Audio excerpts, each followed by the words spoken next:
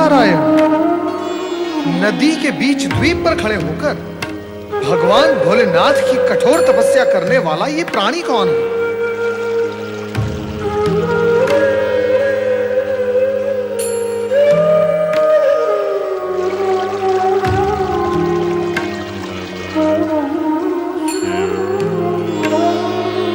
मैं नारायण का जाप कर रहा हूं और ये प्राणी ओम नमः शिवाय रट रहा है। शब्दों में अंतर है, परंतु दोनों का अर्थ एक ही केंद्र पर जाके रुकता है।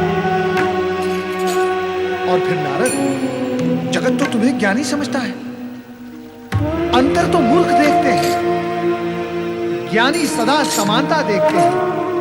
चलो नारद, ओम नमः शिवाय बोलो। ओम नमः शिवाय।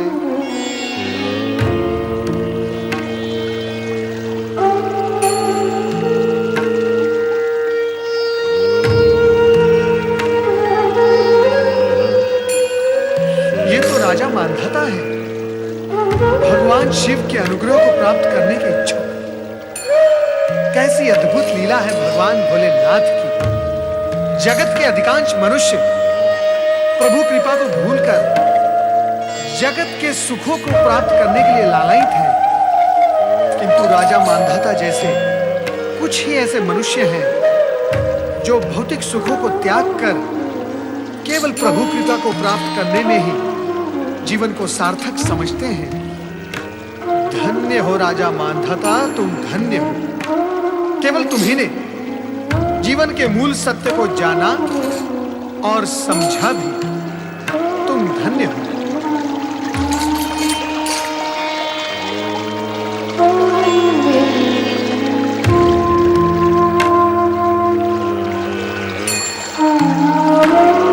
राजन, राजन,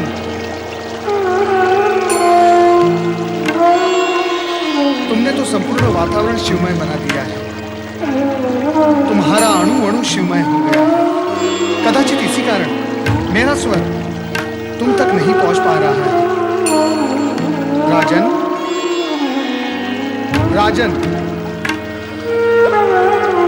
अणु अणु क्या, ये तो तन, मन और चेतना से शिवमय होकर शिव जी की भांति समाधि में लीन हो गए हैं। एक और शिव महिमा से प्रभावित राजा मानधाता निष्ठापूर्वक तन मन से मन में दर्शनों की अभिलाषा लिए हुए पूर्ण रूप से शिव भक्ति में लीन है, तो दूसरी ओर शिव भक्त कुलगुरु गर्ग ऋषि की भविष्यवाणी भी मुखर होकर शिव भक्ति के प्रति समर्पित महारानी मैना की मनोकामना पूर्ण करके उसे पुत्र रत्न प्रदान। बधाई हो महारानी जी, राजकुमार की बधाई हो। राजकुमार की बधाई हो महारानी जी, बधाई हो, बधाई हो, बधाई हो महारानी जी। राजकुमार की बधाई हो।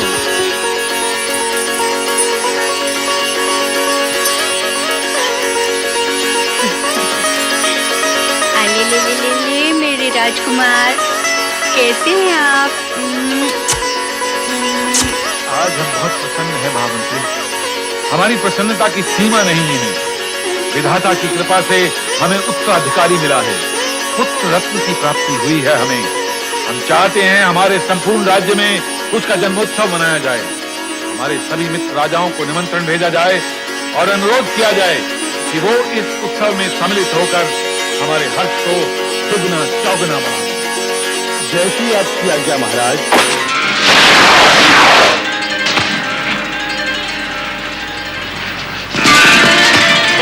बधाई हो हिमालय राज। विराजिए सुमेरुराज, आपका अभिनंदन है। मैं अभी आया।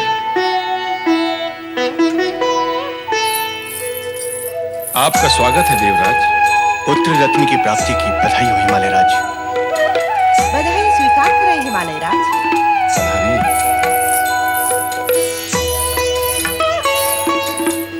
बधाई देने आए हो? तनिक एक अपने मुंह पर हास्य तो बिखेर लो। जब हृदय में विषाद हो देवी, तो मुख पर हास्य कहाँ से आएगा? सो तो मैं भी जानती हूँ, किंतु तारकासुर का भय तो प्रकट नहीं होना चाहिए। अवसर का तो विचार करो। मैं नैना रानी से मिलकर आती हूँ।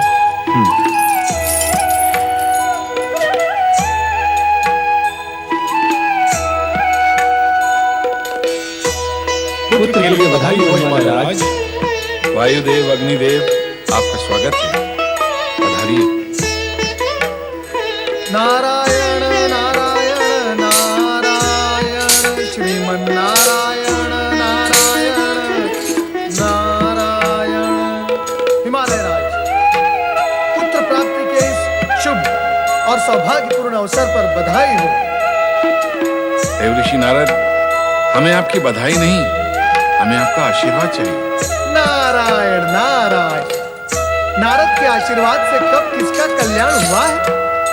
राजन, इस समय तो आप बधाई से ही संतुष्ट हो जाइए। विंध्याचल महाराज पधारे हैं। बधाई हो हिमालय राज, बधाई हो। विंध्याचल महाराज आपका स्वागत है, पधारिए। ओहो, हमारे सामने हमारा मित्र व सखा सुमेरु पर्वत विराजमान है। बहुत समय पश्चात दर्शन हुए हैं, पहले मैं उनसे भेंट कर लूं। अवश्य अवश्य।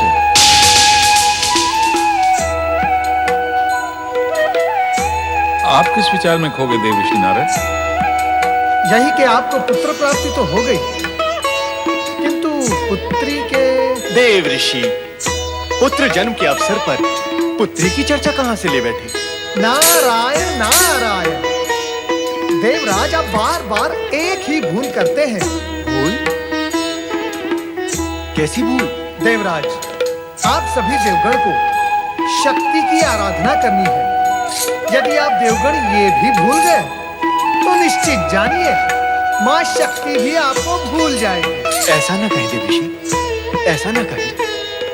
हर्षोल्लास के अवसर पर यह ध्यान ही नहीं रहा कि आप पुत्री की चर्चा क्यों कर रहे हैं। पुत्री नहीं देवराज, शक्ति कहे शक्ति। समय समीप आ गया है जब शक्ति अपनी इच्छा से यहाँ जन्म लेगी। देवऋषि नारद, पुत्र रत्न की प्राप्ति भी शक्ति की इच्छा अनुसार ही हुई है। ऐसा प्रतीत होता है कि अपने बड़े भाई के आगमन के पश्चात ही वे प्रकट होंगी। मैं बड़ा हूं, मैं बड़ा हूं, मैं बड़ा हूं। मैं